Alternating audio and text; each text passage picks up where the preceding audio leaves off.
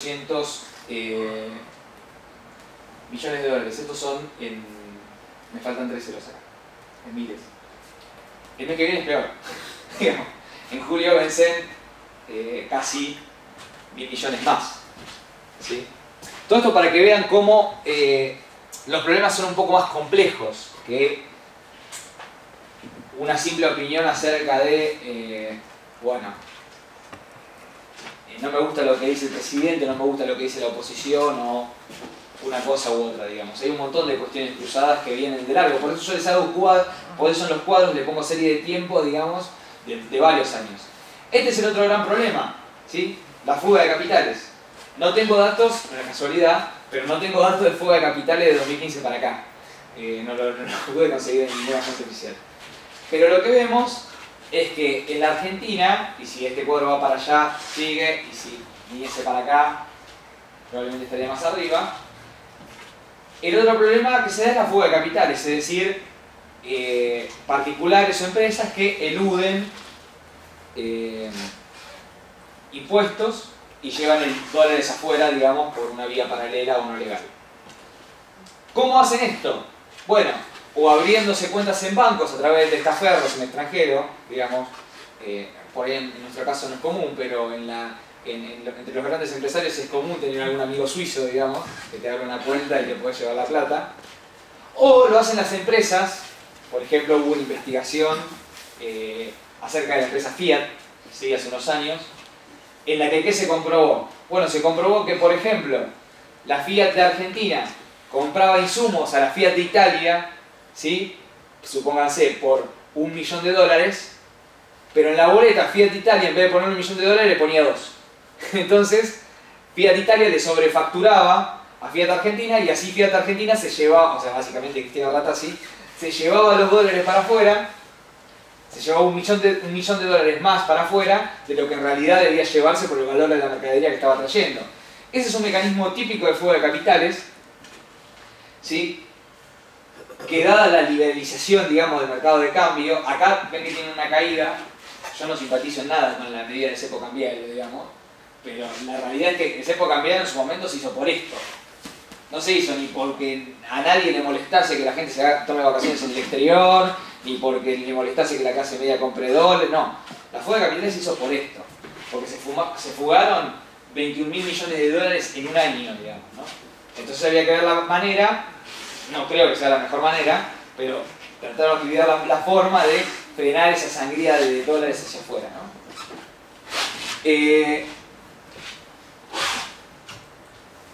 Quiero hacer un comentario antes de terminar acerca de un problema que tiene que ver mucho con esto, que es el tema energético y el tema de las tarifas, ¿sí? Ustedes vieron que en este cuadro, ¿sí? Tenemos acá que en el año 2015 tuvimos 5.000 millones de dólares menos por importación de combustible, 3.000 en el año 2016 y en el 2017 casi 4.000 millones de dólares. Bueno, el problema del déficit energético en Argentina, ¿es un problema nuevo? ¿Es un problema viejo? ¿De dónde viene? Digamos, ¿cómo se explica? Bueno, la cuestión es que para explicar el déficit energético en la Argentina, tiene muchos culpables, digamos, entre ellos prácticamente todos los gobiernos, incluyendo el actual, pero uno tiene que remitirse a principios de la década del 80, ¿sí? Cuando gobernaba todavía el gobierno militar. ¿Qué pasó con el gobierno militar? Bueno, la Argentina en ese momento tenía una empresa, digamos, única de petróleo en la Argentina, o sea, o la más importante en términos de extracción de gas, que es con lo que se produce la energía, que era YPF, ¿sí? Como era muy impopular todavía privatizar la empresa a principios de la década del 80, lo que deciden hacer, digamos, los militares es hacer algo que se llaman privatizaciones periféricas, ¿sí? ¿Qué significa eso? Significa que YPF iba a seguir siendo YPF, pero de alguna forma le iba a prestar a empresas más chicas que no tenían ningún tipo de experiencia a la hora de extraer petróleo o gas, le iba a alquilar, por decirlo de alguna forma, a un precio muy barato para que exploten distintos pozos de petróleo que eran de YPF, digamos, pero se los iba a alquilar, ¿no? Eso se llama privatizaciones periféricas, ¿sí? ¿Qué pasó? YPF le dio esas concesiones, pero esas empresas concesionarias, entre las que están Grupo Techint, un grupo que se llamaba Grupo Bridas, Grupo Astra, ¿sí? Y Grupo Macri, empezaron a explotar esos pozos de petróleo, pero ¿qué hacían? Le tenían que vender el petróleo que extraían YPF. Entonces lo vendían el doble más caro de lo que le costaba a YPF, digamos, extraerlo por cuenta propia, digamos, ¿no? Por supuesto que las casualidades en esto no existen. ¿Eso qué fue generando? Bueno, fue generando además una sobreexplotación de petróleo, ¿sí? En todos los pozos más productivos que tenía la Argentina. Durante la década del 80, digamos, por cuestiones políticas y porque no se podía ir contra eso, digamos, o eso es lo que interpretaba el gobierno de Alfonsín, no se hizo nada en contra de esa situación que siguió así. ¿Y qué pasa? Bueno, durante la década del 80 se revientan todos los pozos de petróleo por parte de las concesionarias, ¿sí? Durante toda esa década. Después, cuando viene los 90, digamos, directamente YPF se privatiza, ¿no? Empeorando la situación. ¿Por qué? Porque al privatizarse, en última instancia, a Repsol no le interesaba, digamos, producir petróleo en función de abastecer de combustible al sistema energético y al sistema, digamos, hidrocarburífero de la Argentina. Le interesaba vender petróleo, digamos, explotar petróleo lo más barato posible. ¿Para qué? Para invertir en otros lugares. Entonces, ¿qué hizo Repsol? Bueno, Repsol explotaba más todavía los pozos, al punto de que hoy hay pozos de petróleo que eran muy productivos en la década de los 90 y hoy ya no existen. Y con ese dinero que ganaba por explotarlos barato y sobreexplotarlos, lo que hacían era invertirlo en otros lugares donde tenían más chance de progresar, por ejemplo el norte de África, ¿sí? Y otros lugares donde invertía Repsol. ¿Eso qué llevó? Bueno, eso llevó a que Argentina pase de exportar petróleo, ¿sí? A un determinado momento tener que comprar petróleo, digamos. Es decir, si hay algo de lo que se es culpable, de lo que es culpable la clase política argentina, digamos, en torno al tema de la energía, es de no haber expropiado YPF antes, digamos. O sea, haberlo hecho en 2005 en vez de haberlo hecho en 2011, porque en 2011 ya no quedaba nada, digamos, ¿no? Al mismo tiempo, ¿qué pasa? Bueno, la energía que estamos usando ahora, en la Argentina en un 60% se produce a través de generadores termoeléctricos, ¿sí? ¿Eso qué es? Es una máquina a la que vos le metés nafta o gasoil y produce energía. Entonces tenés más consumo de combustible todavía. Cuando una economía crece, que no importa porque crece, digamos, pero lo que veíamos recién son los datos de crecimiento y la economía creció durante un periodo sostenido, discutamos o no cuánto, durante aproximadamente 8 años. Cuando una economía crece, consume más energía. Y consumir más energía, como la energía depende del petróleo, se consume más petróleo y combustible. Y eso es lo que te lleva a este agujero, digamos. Pero este agujero, que ahora, digamos, de alguna forma tienen que pagar los consumidores porque la energía es muy cara, y hago un comentario con respecto al comentario de los uruguayos y los chilenos pagan la energía 2 veces más que nosotros. Primero, que no es tan cierto, y segundo, que no pagan la energía el doble que nosotros porque pagan la energía el doble que nosotros porque no tienen un pozo de petróleo, digamos. O sea, nosotros sí lo tuvimos y lo seguimos teniendo, digamos, ¿no? A pesar de que ahora elegimos importar petróleo por otras razones en las que no quiero hablar, digamos, ¿no? Pero la generación de energía depende del consumo de combustible. Y al haberse sobreexplotado y haber las empresas petroleras no invertido durante más de 25 años seguidos, digamos, es que hoy por hoy, digamos, con la excusa de que las empresas se tienen que generar las condiciones para que las empresas inviertan todo lo que no invirtieron sobreexplotando pozos durante más de 25 años, es que supuestamente se suben las tarifas, digamos, ¿no? O se liberan las tarifas de energía, aproximadamente desde que fue el cambio de gobierno, en un 100%. ¿Qué les quiero decir con esto? Bueno, que digamos que el aumento de tarifas lo que hace en realidad es que los consumidores consuman menos energía, porque tienen que pagarla más caro, pero al mismo tiempo y al mismo tiempo inhibe que las empresas necesariamente tengan que invertir, digamos, ¿no? O sea, si se consume menos, tengo menos capacidad, tengo menos que producir para cubrir esa necesidad de consumo. Y al tener que producir menos, y al tener que invertir menos, me quedo como está y más o menos sigo ganando, digamos. Ese es el trasfondo del aumento de las tarifas. No así la quita de los subsidios, que sí me parece algo, digamos, más adecuadamente discutible en algunos casos, digamos, ¿no? Pero el aumento o la liberación de las tarifas, que también está anclado a la liberación del precio del petróleo, otra cuestión más que después la vemos si lo preguntan, lo que termina generando es un statu quo, porque las empresas energéticas no han invertido prácticamente nada en este año y medio, digamos. Incluso yo vivo en el conurbano, como viven muchos de ustedes, y a mí este año se me cortó la luz más que nunca. No importa el caso particular igual, lo que importa es ver el comportamiento inversor en este caso de sur y de nor, en cada caso, y el comportamiento ha sido muy expuesto. Y estamos hace un año y medio o dos con aumento de tarifas.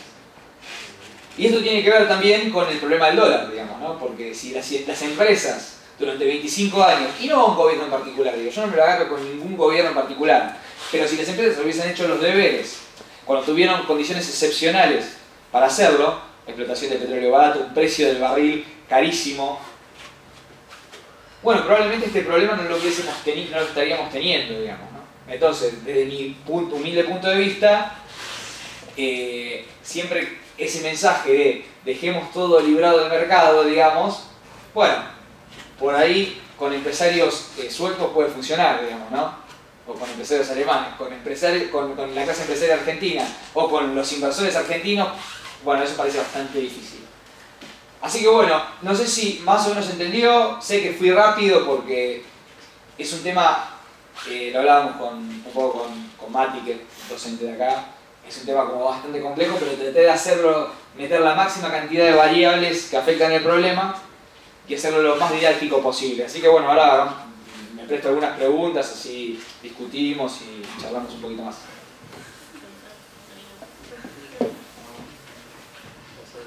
No sé.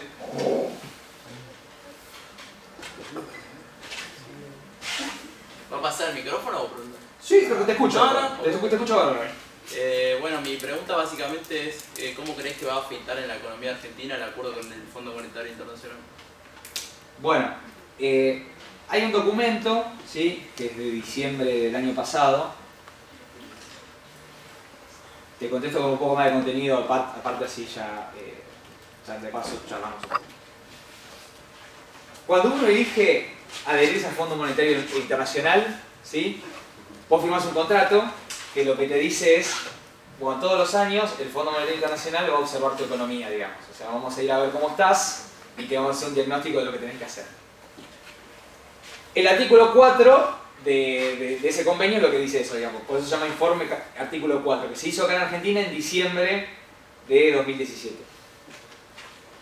Y ahí dice en qué nos va a afectar, digamos. Básicamente, el Fondo Monetario lo que va a pedir es más devaluación, o sea, estimamos una devaluación de alrededor del 20%, digamos, es decir, el dólar tendría que estar alrededor de 28%, más o menos. Va a pedir reducción del déficit fiscal, digamos, y que la reducción del déficit fiscal por parte del Fondo Monetario viene de la mano de reducir el gasto social, digamos, ¿no? O sea, ellos no conciben demasiado reducir de otro lugar que no sea el gasto social. Y bueno, el cumplimiento de esas metas va condicionado a que te vayan liberando más plata. O sea, el Fondo Monetario Internacional, si te presta 30.000 millones de dólares, primero te libera 10.000, ve que hagas más o menos los ajustes que te pidió, después te libera los otros 10.000 y generalmente nunca llega a liberarte los últimos 10.000. Pero, como en el caso de Grecia, por ejemplo. Pero sí, digamos, evidentemente para la economía argentina, sobre todo para quienes vivimos nuestro salario, digamos, no va a tener un efecto porque vas a tener un efecto de evaluación, eso es más que seguro, digamos. Y en Argentina, como somos, digamos, como casi todo lo que consumimos tiene mucho componente importado, ¿sí?, por esto que hablamos de la industria, etc., bueno, eso lleva a una disparada de los precios, digamos. Así que nada, el panorama no es muy alentador, no porque el FMI te preste plata, sino porque lo que te pide a cambio de prestarte plata, digamos, ¿no? Es como que, volviendo al ejemplo de tu tío, si tu tío te presta 2 lucas y te dice, bueno, pero revocame toda la pared, te está saliendo cara, digamos, ¿no? El préstamo. Esto es más o menos lo mismo. Pero bueno, no sé si te contesté. Sí, sí, sí. ¿Una pregunta más? Sí, con el tema de las tasas del 40% de las LEVAX, ¿cuánto tiempo usted piensa que se va a poder mantener esos 40% que le van a dar a los compradores? Yo creo, a ver, no tengo un plazo para darte. Lo que sí creo es hasta cuándo lo van a hacer aguantar, digamos, ¿no? Que va a ser hasta el 2019. Van a tratar de ir renovando con tasa del 40% o un poco más quizás hasta el 2019, porque bueno, para aguantar hasta el momento electoral, digamos, ¿no? De todos modos ahí se relaciona un poco con la pregunta que me hacía tu compañero, que es ¿qué te va a pedir el FMI? Bueno, el FMI no te va a prestar plata para que vos le pagues una tasa del 40% que después van a cambiar a pesos, a dólares los inversores en LEVAX, digamos, ¿no? Entonces hay que ver qué pasa ahí, digamos, ¿no? O sea, la idea del gobierno, si vos seguramente, que lo escuché en la universidad incluso, si vos lo sentás a Sturzenegger acá, te dice, bueno, tenemos que hacer todo lo posible para bajar la inflación, y si tengo que mantener la tasa del 40% la quiero mantener.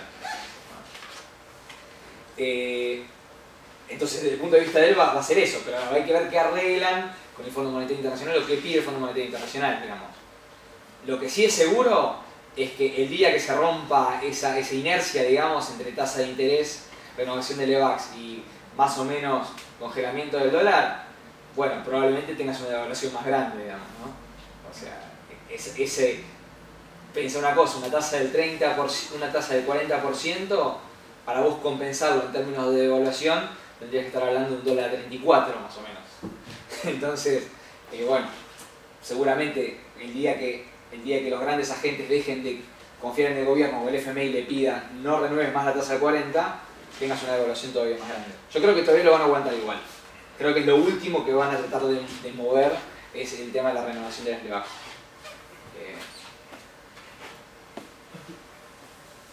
¿Alguna pregunta más? Otro tema importante que hizo un comentario periodístico, aparte, bueno, ustedes están formando en eso, la diputada Carrió, que habló del tema de la liquidación de la soja y las exportaciones. Bueno, hay que avisarle a la diputada Carrió que, digamos, el gobierno en noviembre del año pasado le sacó la obligación a las exportadoras, o sea, a los vendedores de soja, de liquidar los dólares una vez que exportan. O sea, ¿qué pasaba antes? Si ustedes, por ejemplo, supónganse que a ustedes les va muy bien y alguno de ustedes tiene un campito y se dedica a producir soja el día de mañana, digamos, si rigiese lo que regía antes de 2017, ustedes tenían que vender esa soja, les iban a dar dólares, tenían que ir al banco, cambiarlas por pesos, ¿sí? Y recién ahí podían comprar los dólares, pero tenían que haber metido los dólares adentro de la economía, digamos, ¿no? Ahora, ese hecho de tener que cambiar dólares una vez que ustedes le compran una mercancía al exterior, los exportadores no lo tienen que hacer más. Entonces, no solamente pueden dormir la soja dentro del silo, pueden hacer algo que es mucho más fácil, que es dormir los dólares abajo del colchón, ¿no? O sea, es decir, nunca, en el caso que quieran, inyectarlos a la economía argentina o no hacerlo nunca directamente, digamos, ¿no? Entonces, con esa medida que tomó el gobierno, que para mí es una de las medidas más desacertadas que tomó el gobierno, digamos, desde que asumió,